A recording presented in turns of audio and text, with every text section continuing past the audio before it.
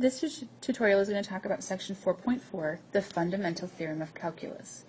And there are two of these theorems of calculus, and we are only going to focus on the first one for this tutorial. Now, what the Fundamental Theorem of Calculus says, as per Newton and Leibniz, is simply that the functions of the derivative and integration are inverse operations. In other words, they undo each other. More formally, with our notation, this is what the Fundamental Theorem of Calculus is going to look like.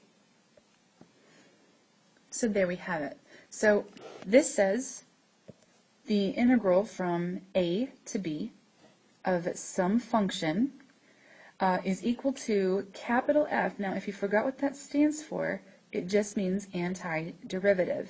So in order to do this part, we have to integrate our original function, and then we plug in what we have. So we have to integrate first before we plug in a or b. But this is basically what we've been doing the whole entire time with definite integrals.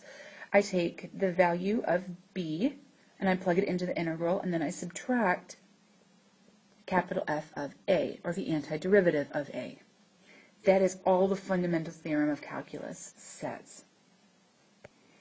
So just as a warm-up example, here's a definite integral, and we're going to use our Fundamental Theorem of Calculus to derive this, or I'm sorry, to integrate this. So the first thing that we want to do is separate this up into two different integrals, or at least I think it's appropriate.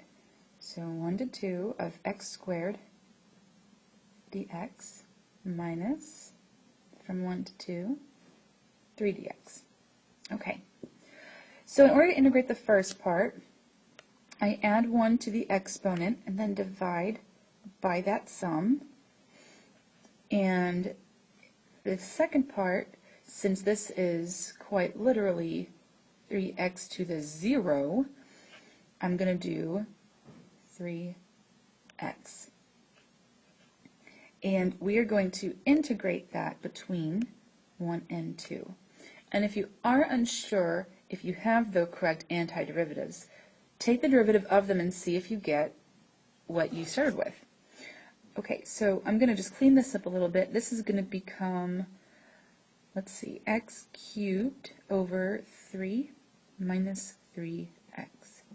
And once again, this is between 1 and 2. So now, as per what the Fundamental Theorem of Calculus says, I'm going to do f of b minus f of a. So the larger value minus the smaller value. So I'm going to go ahead and plug into here. So 2 cubed over 3 minus 3 times 2. That's the first part. This is my f of b part. Minus 1 cubed over 3 minus 3 times 1. And that is my f of a part.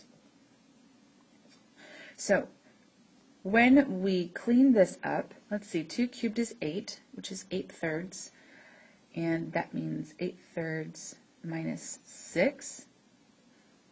And 1 cubed is 1, divided by 3 is 1/3, and 3 times 1 is 3, so minus 3. Okay, so it looks like we're going to need some common denominators between everything here. So this is going to be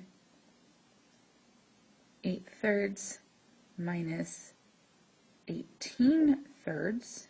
18 divided by 3 is 6. Minus 1/3. And minus a negative is a positive, so plus 9/3. So when we simplify all of this, I'm going to get something over 3. So 8 minus 18 is negative 10. Minus 1 is negative 11. Plus 9 is negative 2. So my overall answer is negative 2/3.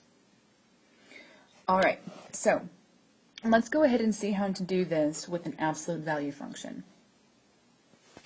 Okay, now remember that when we do absolute value functions, that we have to take into consideration both the positive and the negative part of these functions, because these functions look like this. Okay, So I have the positive x values over here, and then I have the negative x values over here. So I have to take into account both of those pieces. So in other words, all absolute value functions are piecewise functions. So the way that this is going to look is I can break this absolute value down as a piecewise function that looks like this. The negative x values parts are going to be negative 2x minus 1, and that is going to be for certain x values. So how do I determine what x values to use? Well, we're concerned about where this whole thing is equal to 0, because that's where the values between negative and positive start changing. So let's go ahead and do that real quick. So 2x minus 1 equals 0. Add 1 to both sides, so 2x equals 1, and then divide both sides by 2, so x is equal to 1/2. So for this, since these are my negative values, I'm looking for when this is less than 1/2. Now, for the positive part, well, that's just 2x minus 1, and that's going to be x is greater than or equal to 1/2. The positive part of these branches is always the part that gets the greater than or equal to part. So what I can actually do with this integral is rewrite it as the sum of both of those individual parts of that piecewise function. So from 0 to 2 of negative 2x minus 1, and that's going to be dx. And I did forget to change something here. This is no longer from 0 to 2, this is from 0 to 1/2, because that's what I just denoted myself for. So this is going to go up to 1/2. That's what I found right up here in purple. Okay. Plus, and now we're going to take this from 1/2 all the way up to 2 for 2x minus 1 dx. So the reason why I go up to 2 is because in my initial problem I'm supposed to go all the way up to 2, so I take care of that here. My starting point should have been 0, so that's taken care of. And then the 1/2 is what splits this up between the negative part and the positive part, so this is a seamless transition between these two. So now we're just going to integrate like normal. So the integral of negative 2x minus 1, that is going to look like this first. I'm going to go ahead and distribute that negative out. So this is just the first part, and when I do this, it looks like my integral is going to be negative 2x squared over 2 plus x. So that is between 0 and 1/2. The second part here, let's see what we get when we integrate this. So 2x, the integral of 2x is going to be 2x squared over 2 minus 1, so minus 1x, and that is from 1/2 to 2. Awesome.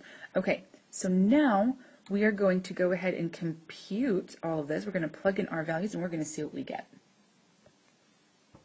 So check your work as you go along with this, but this is what we should be getting.